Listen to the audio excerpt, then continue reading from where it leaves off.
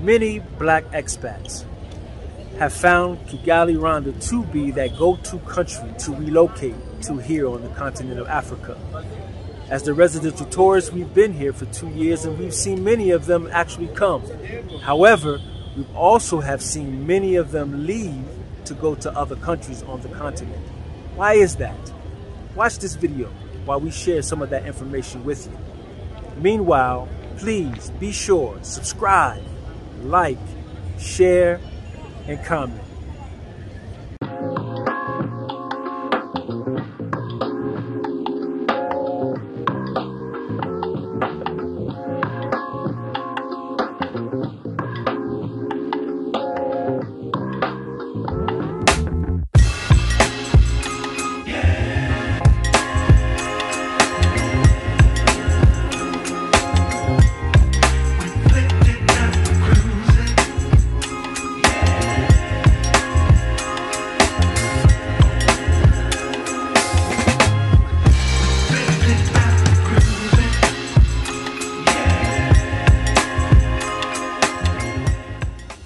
Greetings, greetings, peace and blessings. We are the Mohammeds, the residential tourists from 85 to Africa. We are living in the after. Today we are smack dead in the middle of Kigali, car-free zone, Mumuji. We thought that we would sit among the people today and share with you some good stuff.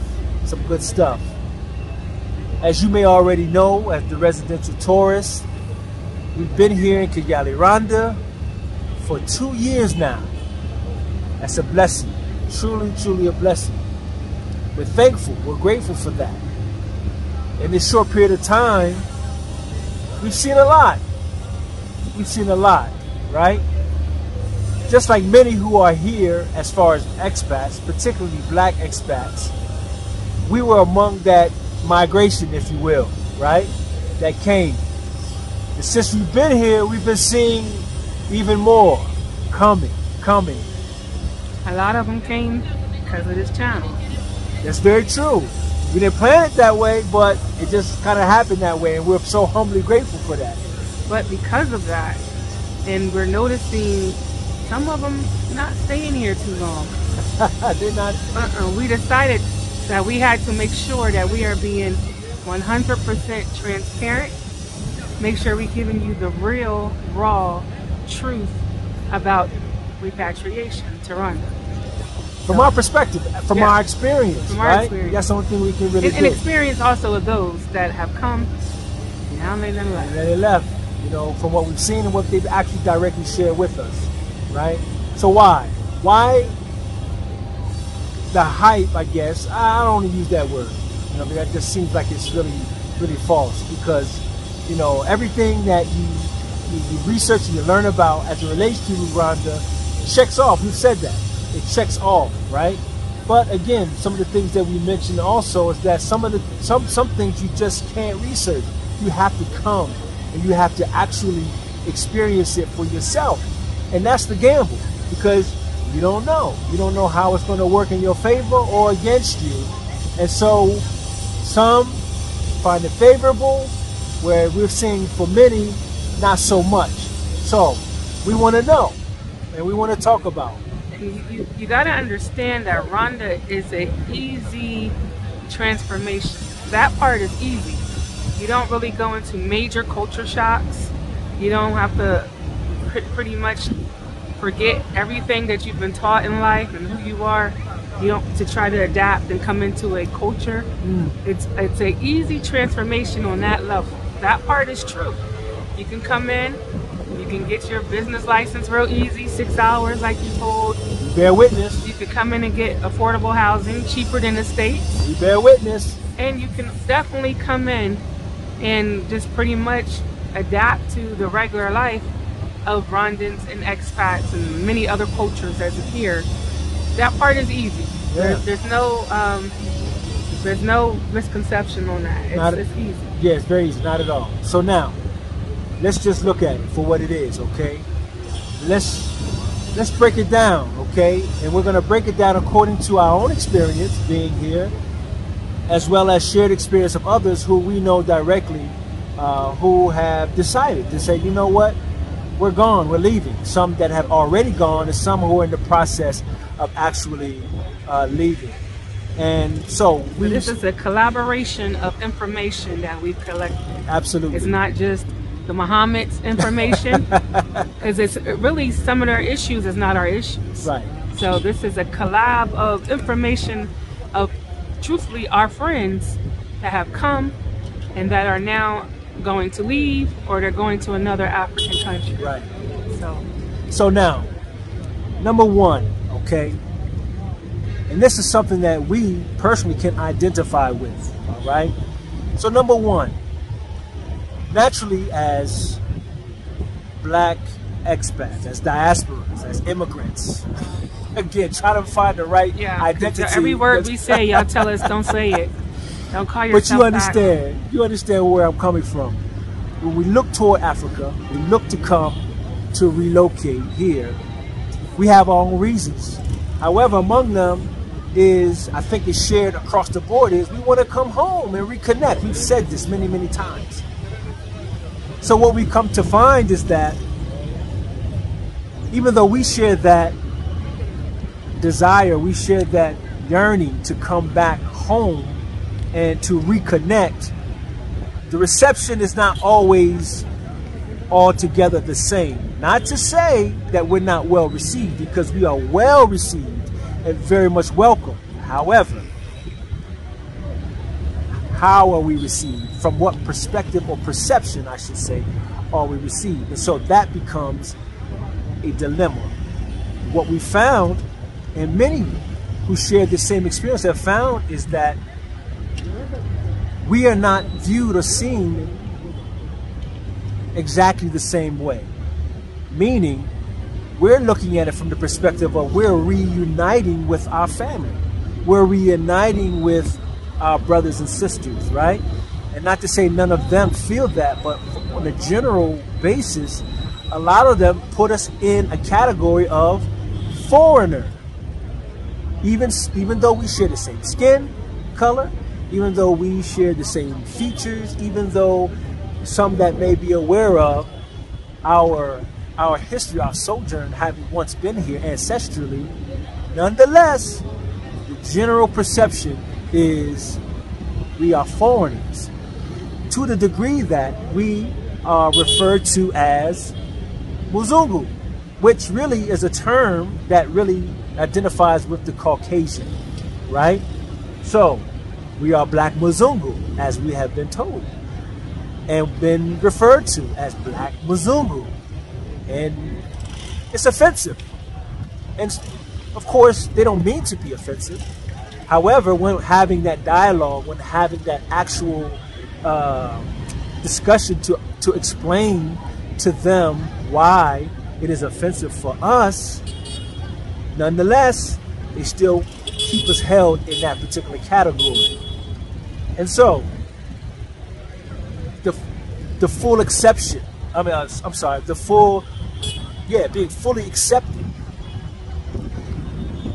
is still a bit of an issue. Well, let me say why. I mean, because we're probably going to have that anywhere we go. People are always going to assume that if you're American, then you carry money. And that's where we're held as foreigner. Right, foreigner equals money. And it's not, and that would be fine, because we could, we're all day, whatever, dude. We don't have no money. But you're treated like you're almost obligated to give up your money. Right. And that's what people are tired of. Now, either you're obligated to give up your money, for one, where they can ask you, madam, do you have some money? If you say no, they're going to come on this side of you. Ma'am, do not. Oh yeah. Let me reposition myself. Maybe the lighting wasn't hitting me right. And follow you to the car, to the point where you have to talk to yourself, like, don't snap. Listen, I don't have anything. So you feel like you're obligated to give, or you're obligated to be rude. Another thing of what being treated as foreigners is constant staring at you. But this is what I'm noticing sitting outside. They're not staring at the Mazungos. Have you noticed that? I've noticed that. I'm like, they don't. Mazungo meaning Caucasian, white. The true meaning that they have. Right. So they don't stare at them. I don't see them circling them, harassing them, trying to sell their belts to them. But for us, as soon as we hit the ground, you gotta buy this belt. I don't care you said no 3 times, you're gonna buy this belt. So it's not just all foreigners. It feels like it's just Black Americans. And that's the feeling, and it becomes uncomfortable. But more than that, it becomes, again, as mentioned, it becomes, insulting in a sense, because we're trying to be able to connect. We're trying to connect. We're trying to build a relationship, to establish a rapport, which all of that, right? And we're hoping that we can be seen. We have enough of that in the States where we're not clearly seen. We're not seen, So our hope is that we can come here and we can be that. We can be seen. So, not to belabor the point, that is definitely a key point as to why I could see, leading individuals not wanting to stay, wanting to really continue on their search and finding a place where they are more comfortable and received. Another issue with not feeling like you're part of the community. One of the people were saying that constantly have to try to find someone to negotiate for you because you're being taken advantage of. So if you're trying to buy a car, knowing that this other person can get a car for $3,000, they're going to charge you $6,000. Just because. Just because. And they're just going to shoot their shot. So it's like, really? Okay. I've done it myself. I literally sat in the car and asked our driver at that time to go and find out how much a sink was. He said a price to him, and then I sent Giselle in to ask a price. They gave her a totally different price. And then I'm mad because they told me the price a week prior. So I had to go in there now and start fussing. And then I get my price. She had to get the jersey on. And it's like, why we gotta do all of that? That's so taxing. It's so taxing. So, and a combination of many of the expats that are leaving, that was like number one. That's key. Number one issue. Very, very key. All right. So now, second thing. And this isn't in no really particular order. It's just points, right? That we want to hit. Not too long.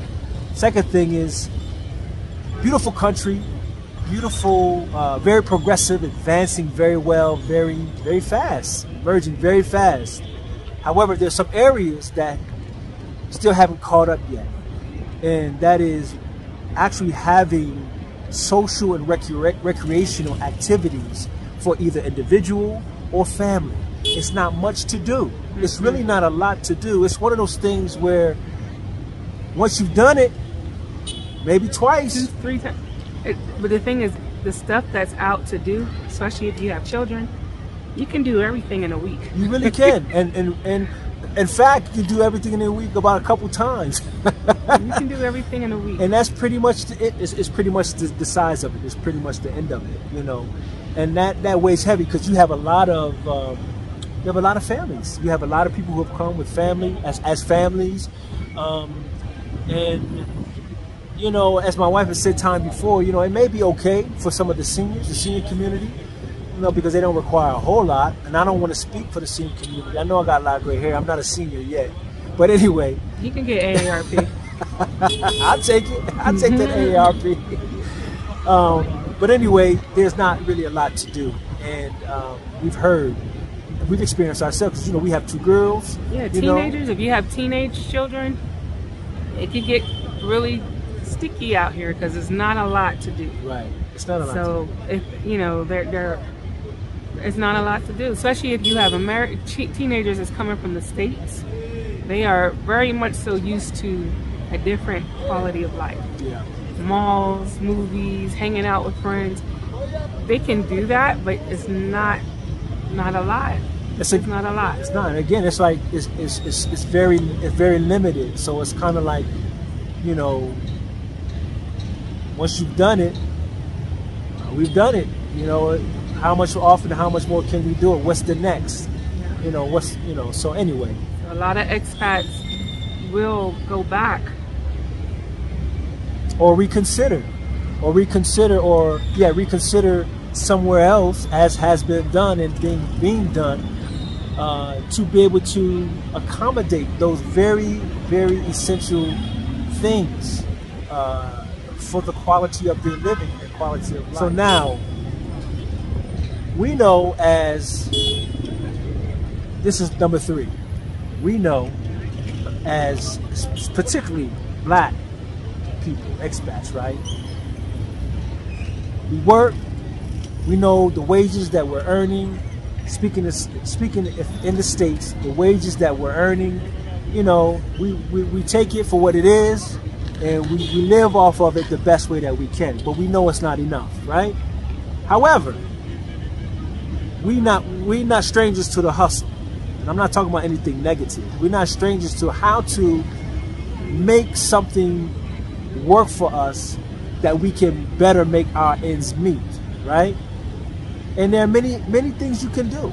There's many things you can do. There's many outlets. In the States. In the States, I'm speaking, specifically in the States. However, here, it's a different ballpark. It's a different ballpark. It's really the level of earning an income is very, very, very, very tight. It's very tight. Yeah, we have people that have come, professional people, doctors, teachers, chiropractors, herbologists, people with holistic healing certifications, credentials, doulas, and one, I don't know all the ins and out of it. Rwanda has its own way of accepting your credentials. It's a lot of loopholes from the people that we're talking to. Obviously, it ain't us, but the people that have talked to us about it, it's a lot of loopholes. It's a lot of things just not really properly put in place or not moving expeditiously. So it's lingering 6-7 months just to have people move stuff off of a desk. There's no level of urgency or importance. And so people are coming thinking that they're going to put up a practice. They're going to either transfer to the hospitals here and work, or Rwanda will either say they don't see a need for your profession and deny you that opportunity to have to put a practice up. We've heard that. Also, they'll say, because they go off of credentials of the country. So if you don't have, normally if you're in the States or you have your degrees from somewhere in the States, you're fine. But if you are missing something, you have to go and petition to have it reviewed and some other things. So professional people, you can't come to Rwanda and really find a lot of Black Americans in that real professional field. You don't see it. You don't see Black American doctors here. You will see teachers, because that's easy. They take teachers all over the world. It's an easy transfer of credentials for that. But the real professional, high-level positions, you don't see a lot of Black Americans here. And so a lot of people, once they realize that, they leave. I mean, you think about it. You've two things to say to that. You think about individuals who have these particular credentials. They've studied. They've spent a lot of money, going to get schooling to acquire those particular credentials, right? And I mean, it was their passion, but they were looking for the payoff as well. So now, having those particular credentials and hoping that they can come to a place where they can exercise or they could contribute their expertise, their schooling, their learning, all of that, without any red tape, without any institutionalized, racism or anything of that nature. but then you get held up because you can't get recognized for as my wife was saying. And so remember, a big thing is Rwanda doesn't recognize home-based businesses. So you can't even do a home practice. Yeah, a lot of people come in and they're trying to open up a business, like get a big house and then open up one for their practice, one for their, you know, where they're going to do their counseling at, or their practicing services at. Rwanda don't recognize that. No. So you're not going to get a work visa because you're saying you have a business that works from home. They don't recognize that you work online. That maybe you have an e-commerce sell and e-commerce online, and you want to also sell outside of your house or something like that. No, that is not recognized. That's not recognizable. So you're forced to have overhead if you're trying to open up anything here, because they do not recognize home-based business. Right. And that's major for us, because in the States, especially after COVID, most of us have a home-based business. Right. We try to come over, let's get it in compliance with Rwanda. There's no compliance. You're not gonna get that. So you have to have some form of brick and mortar, or you just have to have that bank, you know, and the account that have, you know, where you can just live off of it, you know, however you need to, or however you should choose, right?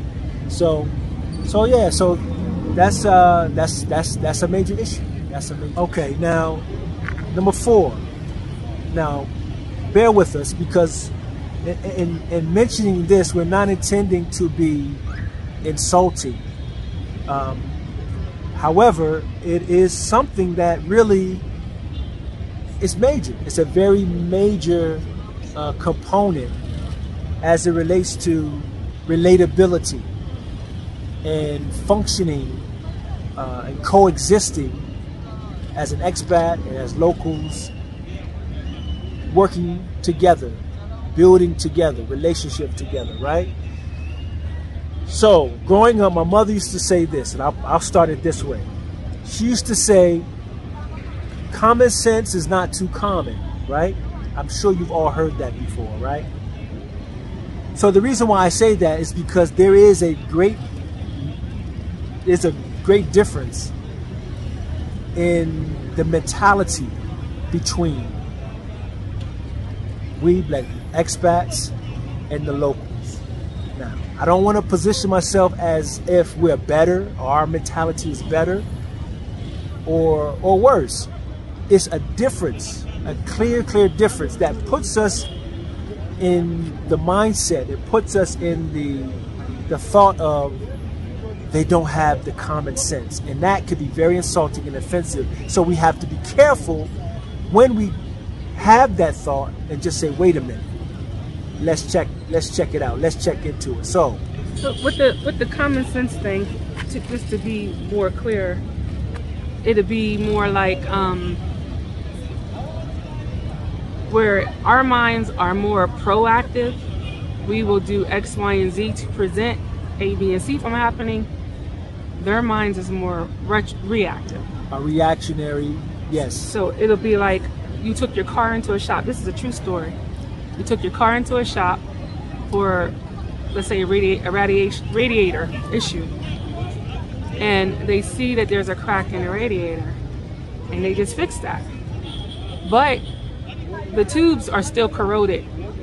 So instead of coming out saying your tubes that's connecting to your water pump and the thermostat is blown, even though they might have seen it, they still will close that hood up and send you on your way. So then your car breaks down before you even get home, and you're calling and they're like, yeah, I did see that. And you're like, what? If you've seen that, why didn't you just tell us we need to replace the thermostat? I apologize. Are you gonna bring it back? So then when you bring it back, guess who's responsible for that?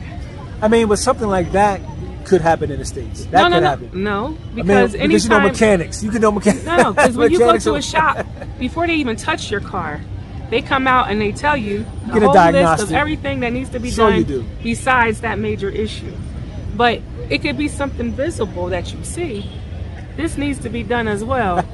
It wouldn't click to go ahead and let me do it Or let me tell you about it. It's also, they'll say, oh, I did see that. Why didn't you mention it? And now I have to pay for the towing to get back there. Not you, even though you just admitted that you've seen the issue. It'd be stuff like that. I got a better one. Drives us crazy. But I got a better one. I have a better one, right? And again, so we mentioned the driving and stuff. However, more specifically, right? So you're driving, there's four-way stop, right? And the reason why I'm gonna bring this example up is because I want to give the benefit to both sides. And the reason why I want to do that is because it was brought to my attention that what we may think to be common sense, that is based on what we know to be what is common to us. But what is common to them is something totally, totally different. So it's just expats can't figure it out. Right. So that's why I'm saying we can't figure out that common part. So here's the example, right? Four-way stop sign, right?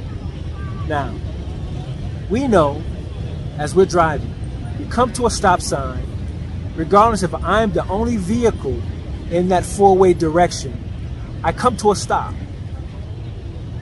Without question, you come to a stop, right?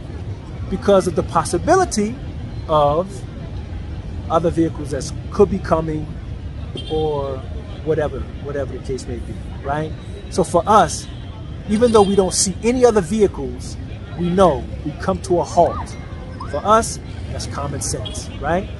Now, what we've experienced, however, is that even though there is a stop sign, they will not stop, they will keep going. But to give the benefit of the doubt, and the reasoning is that, why would I stop and I don't see any cars coming? If there's no cars coming, what am I stopping for? So for them, that's common sense. It's common sense to them, like, there's no reason to stop because there's nothing to stop for, so I'm gonna just keep on going. And if a car happens to come, then it's not for me to stop, it's for them to stop. Nobody stops. Even the new Rwandan right here. So I'm just like, it's very frustrating, especially for the ladies. We can't deal with it. Can't deal. It's mind blowing because you got your children in the back. Of course. So and of course we're usually on the passenger side, so it's us that's going to get crushed on the right. We can't deal with it. There's a lady. She said the two reasons she was leaving. Well, there's three. The stairs, the food, and the driving. Every single expat says the driving. That's one of the issues. The driving. I mean, I know it sounds very trivial, but you know, it's something to experience, and a lot of it has to do again with the difference in mentality. Because when you're driving, you're behind the wheel. You know, there has to be a certain level of order, and the order comes by way of a particular thought process. And there's no order. That's the problem. And so, from our vantage point, so the difference is why I term it the difference of mentality, and the very difficulty in trying to understand so that, you know, it's relatable, or we can be relatable. It's very hard. It's very hard, and so that is a major reason why individuals say, you know what, I can't do it. I can't deal with it. I have to go. And again, we know individuals who have experienced that in and of itself, and they're not here any longer. So there you have it. All right. So lastly, a major reason, a major issue, and I remember watching before we got here other YouTubers that came and they got sick or sinus issues was major, and it's the weather or the allergens from the pollution from the cars and the motos. But the weather plays a major part on a person's mental well-being as well as physical well-being. And Rwanda has a lot more rainy days than we have sunny days. I'm just being truthful. If you have mental issues, or you just really need to be in the sun, or you'll go depressed, or emotional issues, emotional issues, It's it's very hard for you here. If you have sinus issues, literally, and it's not just car fumes. There's a lot of fumes that we not going to talk about right now that you have to really adjust to. Many nights, his eyes are raw. I got sinus migraines. It's very hard for you to adjust if you have sinus issues. Or also, I'm just going to be honest. Hospital care is good. It's very inexpensive. But you have to be on the doctors, you have to be on the nurses, you have to be on them, and you have to know your body. Or it gets a little scary. You have to really be on them. They don't ask your history, they don't know your allergens. So if you don't know what your intolerants are, it could be life-threatening. So a lot of people leave to go to other countries to find better medical care. And that's a major issue for us. I need better medical care. If you're healthy and you're young, it's okay. And I hear the pediatrics is really good here. The baby doctors. I know we have great doulas here. All that stuff is good. But y'all know we travel deep, like y'all keep telling us. We travel deep. We got every element. Wu-Tang Clan ain't nothing to mess with. We got mamas, children, and I got newfound. I'm in my middle age stuff, so ladies, y'all know what I'm talking about. So I got some new issues. Like a bug bit me, my whole hand swells up. What is this, man? She got the hamburger helper hand. This is retarded, and it jacked me all up for the whole day. I'm just like, my hand. So it's you have to, if you're not able to adapt to the climate of Rwanda. People talk about how beautiful the weather is because it's not hot. Because it's not, it's not smoking hot. There's not. There's many nights we under blankets. So it is beautiful certain times of the day. It's not beautiful every day. It's beautiful certain hours of the day. And it's beautiful right now, but y'all just seen raindrops falling in my eyes 10 minutes ago. And then by the time we get in the car, it's going to be pouring. You just don't know. It's beyond Atlanta weather. So the weather and mixed in with the health challenges here, a lot of expats do leave. Yeah. They do leave. Now, I don't want to say that takes away from us saying that this is a perfect place for retirement people. Man, it's really good. It's the best place. If you're retired, so all of those things that we said does not affect the retirees. Except for the medical. Yeah, maybe that, or even maybe some, well, I don't know. I mean, it could affect them as well. I mean, but all in all, I guess you're right. For those who don't have a high demand for certain things, which typically are more of the senior community. Retirees just want to relax. They don't want to see a whole lot of people. They don't want to do a whole lot. They just want to relax and enjoy the beauty. They have, every now and then have some friendships, have dinner at a nice place.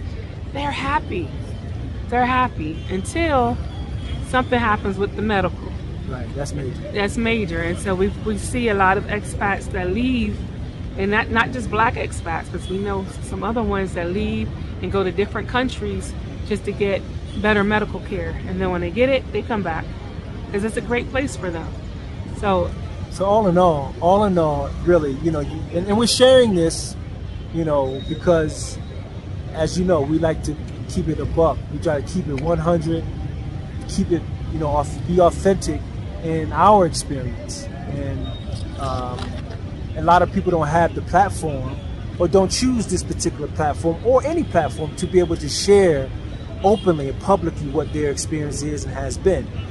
We just so happen to have this particular platform, and we're sincere in our wanting to be able to share with you that, as my wife said in the beginning, there's many people that have come based on what they told us, based on what they have seen with us, living vicariously through us. So we want to be careful. We want to make sure that if you make that decision, you have several frames of references to be able to help measure with or measure against in your ultimate decision making. Or you're just well equipped and well armed, and if you're confronted with some of these things, you already know. You're already aware. So we're not wanting to deter anyone. We encourage any and everyone to come, visit Rwanda, live in Rwanda, but you have to determine for yourself what works for you. If it works for you, if you can tolerate these things, and these things have no effect on you at all, man, welcome. Welcome, welcome, Rwanda's welcome a great to Rwanda. choice. It's a great Don't get choice. us wrong. Rwanda's a great choice. It's a great landing country, especially for us, because we came straight out of Atlanta, the best, probably the hottest city in the U.S. Come on now. We came right out of Atlanta, so we were used to being very, very active in every way. Yeah. Every way. We were very active. So coming here, that was culture shock for us. You're not going to have those parks you're used to. You're not going to have activities all the time. So we literally had to slow that down. And it was okay at that time. But I'm ready to explore. I mean, we're the residential tourists. So, you know, the whole globe is our home. That's it. That's our attitude. So you got to know these things before you come. What do you need?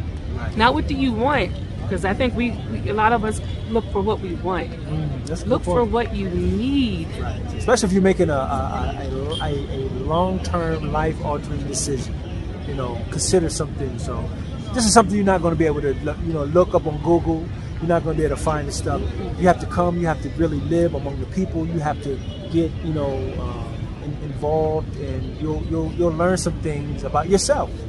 And you'll learn some things about, you know, where you are as well. So, and you'll have great experiences. Great experiences. You will. There's no regrets. Not at all. It's just, what can you handle? So, that's our take on why many black expats, or expats in general, are leaving Rwanda to look at other countries on the continent, and some even actually going back to the States. So that's our take on it. Hopefully it's something that we shared is of good. No intent of offending anyone if we have. We love our Rwandan brothers and sisters. And so we didn't mean to offend if we did. It's all love, all love. And so, as always, thank you so much for your viewership. Please subscribe and keep us in good thought, as we will also do the same for you. All right. Peace and blessings.